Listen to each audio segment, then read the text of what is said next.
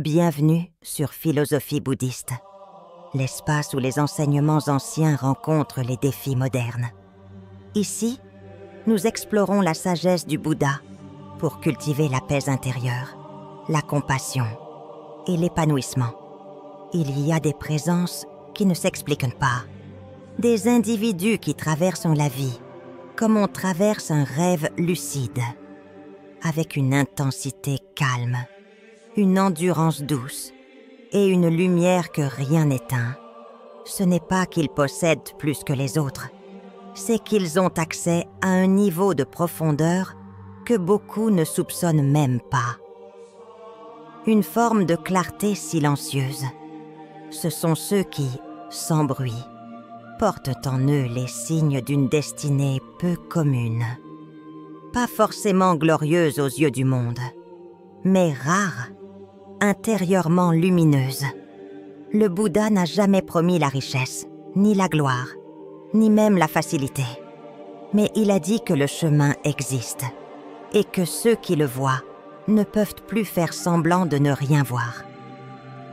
Un être d'exception ne se reconnaît pas par son apparence ou son charisme extérieur, mais par son rapport au monde, par la façon dont il traverse l'épreuve, le silence, la solitude et l'effondrement. Il ne fuit pas la douleur, il l'écoute. Il ne déteste pas l'impermanence. Il la comprend, parmi les signes les plus profonds d'une destinée exceptionnelle. Il y a cette foi intérieure qui, dans le cadre bouddhiste, prend la forme d'un engagement inébranlable envers la vérité, le dharma. Ce n'est pas une croyance aveugle, c'est une expérience vécue de l'esprit, une stabilité dans l'incertitude, une paix qui ne dépend de rien. Et cette paix, elle s'éprouve, surtout quand tout vacille. Ce que l'islam appelle une foi solide dans l'adversité. Le bouddhisme l'illumine comme une stabilité mentale face au samsara, le cycle de souffrance et de renaissance. Ce sont ces êtres qui, même dans la douleur, gardent le cœur ouvert. Non pas parce qu'ils ignorent la souffrance, mais parce qu'ils l'embrassent, la traversent, la transforment. Dans le silence du zazen ou dans le souffle conscient d'un méditant en pleine tempête, il y a cette graine de lucidité qui pousse en dépit du chaos. C'est elle, la foi véritable, celle qui n'attend pas que les choses s'arrangent pour s'asseoir en paix, celle qui ne s'effondre pas quand tout s'effondre, celle qui ne cherche pas à échapper, mais à comprendre. Et comprendre ne veut pas dire expliquer. Cela veut dire être présent, malgré tout.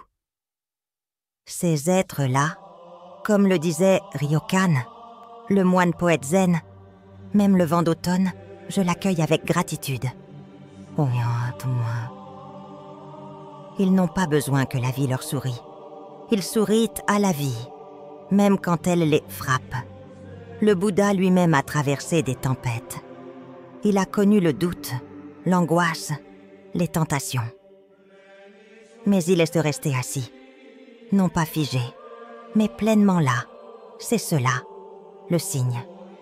Rester, respirer, voir clair, même quand l'œil est embué de larmes.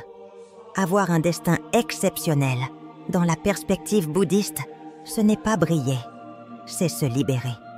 Et cette libération commence là où d'autres reculent, dans l'instant de crise, dans le refus de fuir, dans l'acceptation de ce qui est.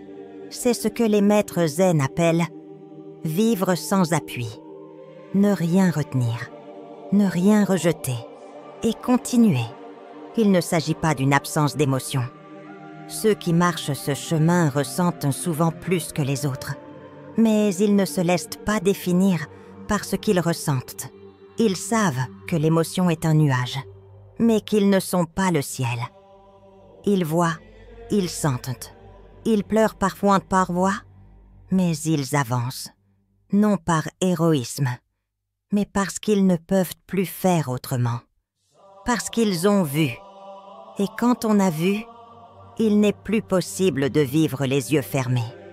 Cette foi tranquille, cet engagement silencieux envers l'éveil, est une marque, une empreinte, pas donnée à tous. Elle se manifeste dans la constance, dans le silence, dans la solitude souvent. Car un être destiné à s'éveiller approfondir ne suit pas la foule. Il s'assoit, il regarde, il écoute, il attend, il apprend à désapprendre, et peu à peu, il devient. Son énergie change, sa voix devient calme, sa présence rassure sans parler. Et autour de lui, sans qu'il le cherche, les choses s'harmonisent. Non pas parce qu'il impose, mais parce qu'il incarne. Le Dharma agit à travers lui, pas de manière spectaculaire, mais comme le sceau qui polit la pierre, avec douceur, mais de façon irréversible. Dans les textes bouddhistes, on parle souvent de ceux qui sont nés pour entendre le Dharma. Ils ne sont pas nombreux, mais on les reconnaît à leur capacité à rester, à méditer même quand l'esprit s'agite, à aimer même quand le cœur saigne, à chercher la vérité même quand elle dérange. Ce sont ces âmes qui, dans le vacarme du monde, restent silencieuses. Pas par faiblesse, mais parce que ce silence est leur forme de résistance. Et quand le doute revient, car il revient toujours, il ne le fuit pas non plus. Il l'interroge, il le traverse. Il ne cherche pas à s'en débarrasser, mais à en comprendre la racine. Et ainsi, chaque doute devient un pas de plus vers la lucidité. Cette force intérieure, cette patience face à l'épreuve, ce refus de fuir la douleur. Voilà le premier signe. Le plus discret, le plus exigeant aussi. Il ne se voit pas, mais il se ressent. Et ceux qui l'ont avancent dans la vie comme des flammes dans la nuit. Calme, inarrêtable, tu as peut-être en toi cette lumière, ce souffle, cette force. Et si c'est le cas, souviens-toi des mots du Bouddha. Celui qui marche sur le chemin, même lentement, ne s'égare pas. Tss. Tu n'as pas besoin de vitesse, tu as besoin de présence, de courage et d'un cœur prêt à écouter ce que le monde ne dit pas.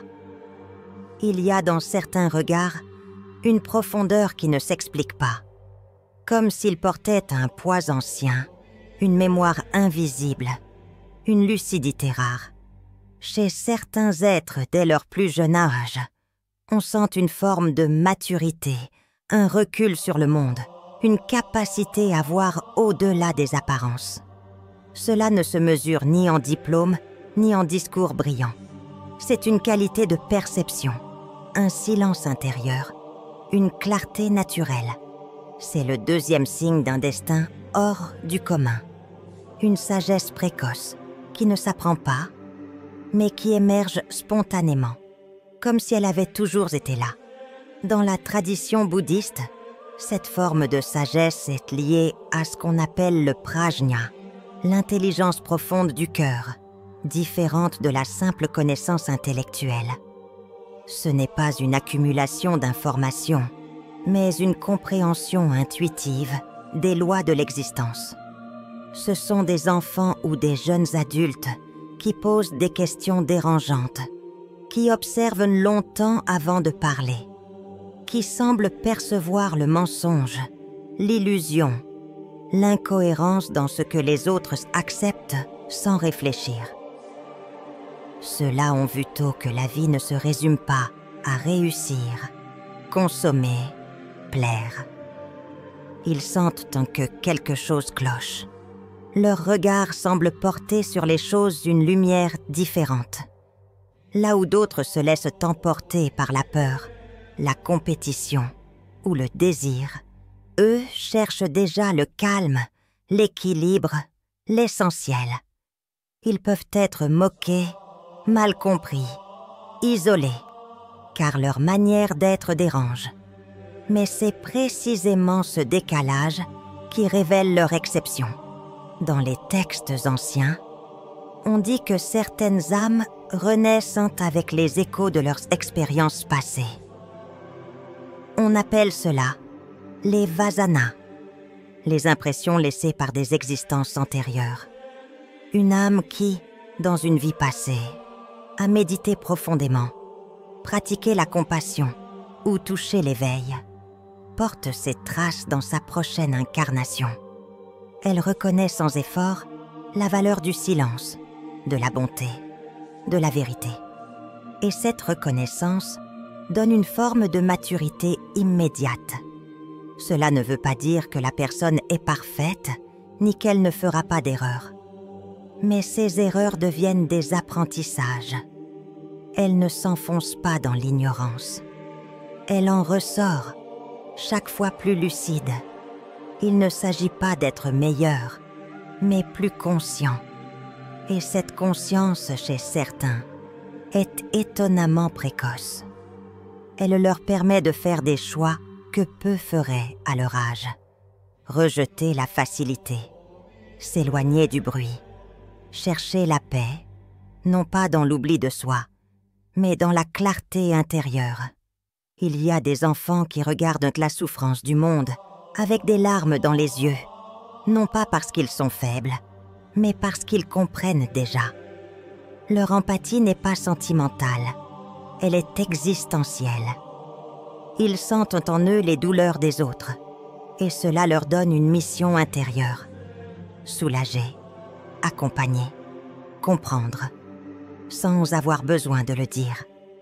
Leur sagesse est une forme de présence, une qualité d'attention, un espace où les autres peuvent se battre, se déposer, sans jugement. La tradition zen parle souvent du kokoro, le cœur-esprit, cette unité profonde de l'intelligence intuitive et de la bienveillance. Un être doté de cette sagesse naturelle a un kokoro paisible, large, stable. Même jeune, il ne réagit pas avec impulsivité. Il ressent, mais il laisse passer. Il observe avant d'agir. Et quand il agit, ce n'est jamais pour dominer, mais pour harmoniser. On pourrait croire que cette sagesse rend la vie plus facile, mais ce n'est pas le cas. Car plus la lucidité est grande, plus la solitude peut être intense. Être éveillé, même partiellement, dans un monde endormi, est un fardeau silencieux. Ceux qui voient là les rouages de l'illusion peuvent se sentir seuls. Ils n'adhèrent plus aux jeux sociaux, aux fausses promesses, au succès vide. Ils cherchent autre chose, souvent sans savoir encore quoi. Mais cette quête, cette soif de vérité, les pousse à avancer, malgré l'isolement, malgré les doutes. Le Bouddha lui-même, dans sa jeunesse, était entouré de luxe, de distraction, de plaisir. Mais son cœur voyait au-delà. Il percevait déjà le mensonge des apparences, la fragilité des bonheurs mondains. Et c'est cette lucidité, cette sagesse qui ne se laissait pas endormir, qui l'a poussé à quitter le palais, à chercher, à comprendre, à s'asseoir sous l'arbre. Chaque être qui porte cette lumière intérieure est un héritier silencieux de cette tradition. Non pas pour fuir le monde, mais pour y voir clair. Et à travers cette clarté, aider les autres à voir, eux aussi, pas par des leçons, mais par leur manière d'être, leur calme, leur écoute, leur absence de jugement. Ce sont souvent ceux qui ne parlent pas beaucoup, mais dont chaque mot compte. Ceux qui ne cherchent pas à avoir raison, mais à comprendre. Ceux qui ne brillent pas, mais éclairent. Leur sagesse est une offrande invisible.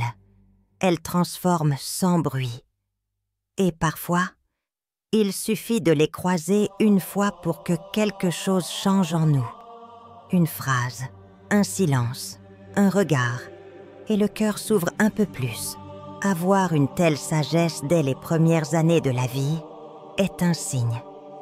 Pas un signe de supériorité, mais d'appel, comme si l'univers avait planté en eux une graine de lucidité, à faire grandir au fil des années. Cette graine, si elle est nourrie avec humilité, patience et pratique, devient un arbre, un refuge, un lieu de paix pour les autres. Mais si elle est négligée, étouffée, ignorée, elle peut aussi se faner. D'où l'importance, pour ceux qui sentent que ça attente cette sagesse en eux, de l'honorer, de l'écouter, de la cultiver, non pour être admirés, mais pour être fidèles à ce qu'ils sont profondément. Car le monde ne manque pas de bruit, de distraction, de fausses voix. Ce qui manque, ce sont des êtres vrais, silencieux, profonds, des êtres qui n'ont pas peur de voir et d'être vus tels qu'ils sont. Ceux qui possèdent cette sagesse dès le départ ont une responsabilité, celle de ne pas se trahir, de ne pas se perdre dans ce que les autres attendent, mais de rester connectés à ce qui en eux sait. Et ce savoir n'a pas besoin de preuves. Il est là, présent, simplement, comme un feu doux qui ne s'éteint pas. S'il y a en toi cette perception, cette maturité étrange, ce besoin de comprendre au-delà des mots, alors ne doute pas. Ce que tu ressens est réel, est rare. Ne le gaspille pas. Nourris-le, protège-le, car cette sagesse est le fondement de tout le reste. Elle est ce qui te permet de marcher droit, même quand tout vacille. Et c'est peut-être le plus grand cadeau que la vie peut t'avoir donné. Il existe une forme de rayonnement que les mots ne peuvent te saisir. Ce n'est pas le fruit d'un discours savant, ni d'un charisme construit, ni d'un statut social. C'est une force tranquille qui émane de certains êtres sans qu'ils cherchent à convaincre. Une énergie subtile, presque imperceptible, mais qui transforme profondément. Ce 6e signe d'une destinée exceptionnelle dans la tradition bouddhiste, c'est la capacité naturelle à élever les autres simplement par sa présence. Être un refuge silencieux, un point d'ancrage invisible dans un monde agité. Le Bouddha disait « Comme une chandelle allume 1000 autres chandelles sans perdre sa flamme, ainsi la bonté ne diminue jamais en se partageant. » Cette saine personne, sans rien imposer, éveille en nous le calme, la bonté, l'introspection. Elles ne dirigent pas, elles inspirent, pas par des démonstrations, mais par une intégrité profonde, par une cohérence rare entre ce qu'elles sont, ce qu'elles disent et ce qu'elles font. Dans le bouddhisme, on appelle cela Kalyanamitta, l'ami spirituel.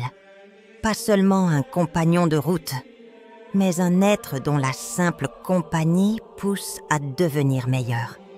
Ces personnes ne sont pas parfaites, mais elles que sont vraies. Et leur vérité nous rappelle la nôtre. Leur paix nous rappelle que la nôtre est possible.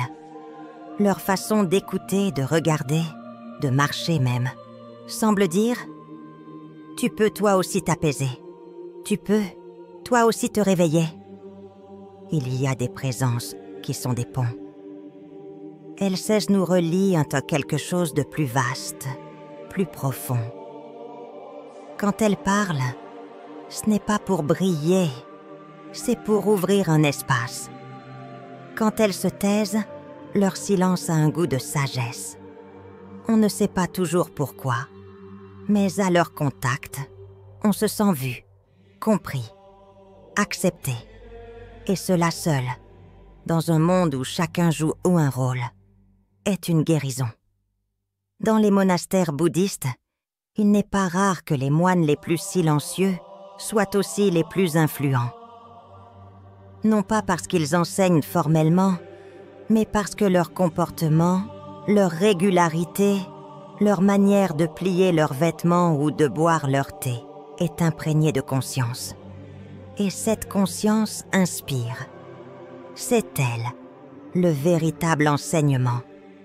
Une sagesse incarnée qui ne se dit pas, mais se vit. Cette capacité à influencer sans chercher à influencer, à guider sans imposer, à élever sans dominer, est un signe rare. Elle suppose une pureté d'intention, une absence d'égoïsme, une grande stabilité intérieure. Ce sont des êtres qui n'attendent rien en retour. Ils donnent parce qu'ils ne peuvent pas faire autrement, parce que leur nature profonde les pousse à offrir. Non des conseils imposés, mais des exemples vivants. Souvent, ce don s'exprime dans les petites choses. Un sourire sincère au moment juste, une parole douce quand tout semble tendu, une main posée sur une épaule, un regard qui dit « Je suis là, je comprends ». Et cela suffit parfois à briser des années de solitude, à ouvrir une brèche dans un cœur fermé. Ce n'est pas toujours évident d'être porteur de cette lumière, car on peut attirer ceux qui cherchent à se nourrir sans donner. On peut être mal compris, pris pour un idole, mis sur un piédestal. Mais celui qui est vraiment sur ce chemin n'en souffre pas trop, car il sait que ce qu'il offre ne vient pas de lui. Il n'est qu'un canal, une expression passagère du dharma. Il ne cherche ni gratitude, ni reconnaissance. Il agit parce que cela lui est naturel. Il est là pour semer, pas pour récolter. Et ce don a une portée immense. Il transforme non seulement les individus, mais aussi les lieux, les dynamiques, les générations. Un être aligné crée autour de lui une onde de paix. Même ceux qui ne sont pas conscients de cette influence s'en trouvent apaisés. Ce n'est pas de la magie. C'est le fruit d'une présence éveillée. Il faut du temps pour devenir cette personne.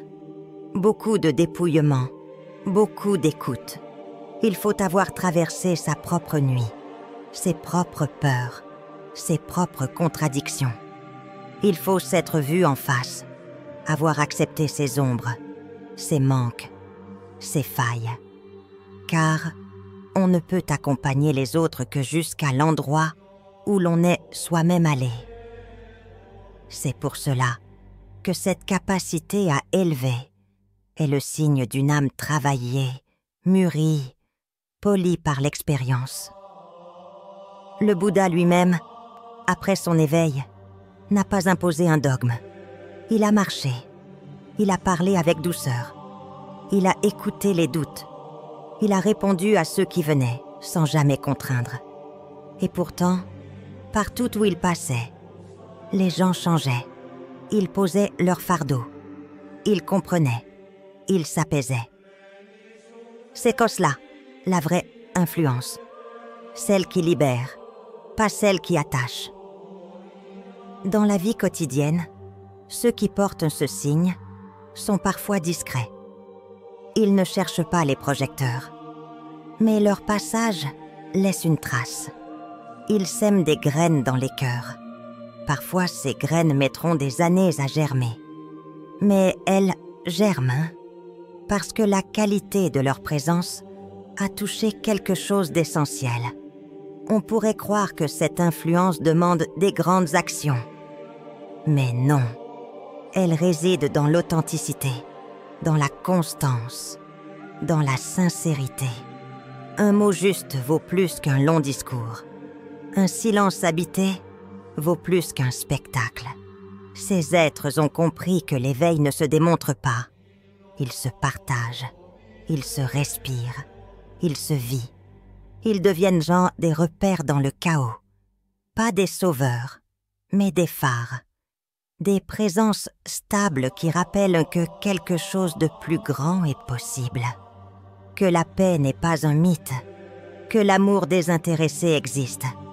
Et cela suffit parfois à changer une vie. Être ce type d'influence, c'est une responsabilité. Mais c'est surtout une forme de joie, car il n'y a rien de plus gratifiant que de sentir que sa simple manière d'être permet aux autres de se sentir plus libres, plus vrais, plus vivants. Ce n'est pas une mission qu'on choisit. C'est une vocation qui se révèle. Et quand elle se manifeste, elle transforme tout. Nos relations, nos priorités, notre manière de marcher dans le monde. Si tu sens en toi ce désir silencieux d'être un soutien pour les autres, sans te sacrifier, sans te glorifier, mais avec justesse, alors tu portes en toi ce dernier signe. C'est une graine sacrée. Elle demande à être nourrie avec méditation, écoute et une profonde sincérité. Car elle n'est pas là pour flatter ton ego. Elle est là pour t'ancrer, pour faire de toi un espace de paix, dans un monde qui en manque cruellement. Le chemin n'est pas facile, mais il est beau, et surtout, il est utile, car, à travers toi, c'est la lumière du Dharma qui circule, non dans les mots, mais dans les gestes, non dans la théorie, mais dans la présence. Et cela, rien ne peut l'acheter, rien ne peut l'imiter. C'est unique. Et si tu en es porteur, alors ton existence même est un acte de compassion. Tu viens de parcourir les 6 signes d'une destinée rare, non pas sous l'angle de la réussite extérieure, mais depuis la lumière intérieure que chacun peut éveiller. Si tu t'es reconnu dans l'un ou plusieurs de ces signes, ne doute pas. Ce que tu ressens est une invitation, un appel profond à incarner ce que tu es vraiment. Le monde n'a pas besoin de plus de bruit. Il a besoin de présence, de lucidité, de bonté réelle. Et si tu es là, à lire ces mots jusqu'au bout, c'est sans doute que ton chemin touche déjà à ces dimensions.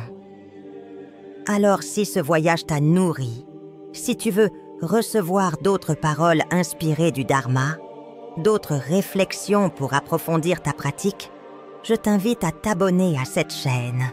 Ensemble, cultivons le silence, la clarté et la compassion. Pas pour fuir le monde, mais pour l'aimer plus profondément. Et souviens-toi, même une seule bougie suffit à dissiper l'obscurité d'une pièce. Sois cette bougie, sois cette paix, et avance un souffle après l'autre.